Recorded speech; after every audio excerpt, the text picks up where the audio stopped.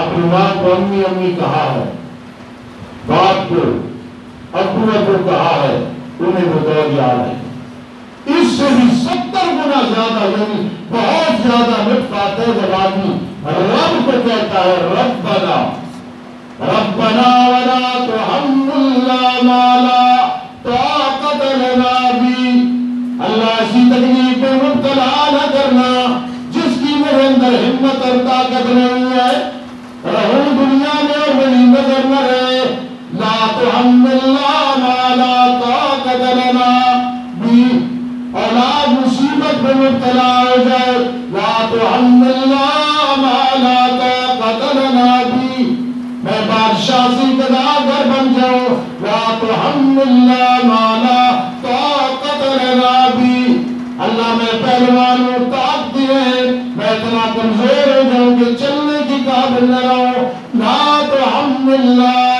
ما لا طاقت لنا به، اللہ فلا میرا محبوب ہے، یار غار ہے، بڑا میرا دوست ہے، وہ میرا دشمن بن جائے، لا تحملنا ما لا طاقت لنا به، اللہ میرے گھر والے میرے باغی ہو جائیں، میرے نافرمان ہو جائیں، میری عزت کی زوال کا سبب بن جائیں، لا تحملنا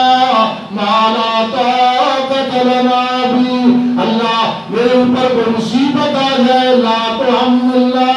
ما لا طاقت لنا به، اللہ میرا ذہن کمپیوٹر ہے، سب کچھ اس میں ہے، نسیان کی بیماری لگ جائے، لا تحملنا ما لا طاقت لنا به، اللہ میرا چہرہ چمکتا ہے، بیماری کی وجہ سے کالا رنگ ہو جائے، لا تحملنا ما لا طاقت لنا به، اللہ میں ہدایت کے دروازے میرے لیے کھلے ہیں، تجھی سے مانگتا ہوں، وہ وقت آ جائے کہ خدا نخواستہ گمراہی میں چلا جاؤں، لا تحملنا ما لا طاقت لنا به، واعف عنا، پھر اللہ گناہ معاف کر دے، بخشش کر دے، رحم کر دے، تو ہمارا مولا، انت مولانا، سارے ایک دفعہ درد دل سے کہو، اللہ کو بہت پسند ہے، انت مولانا انت مولانا انت مولانا انت مولانا،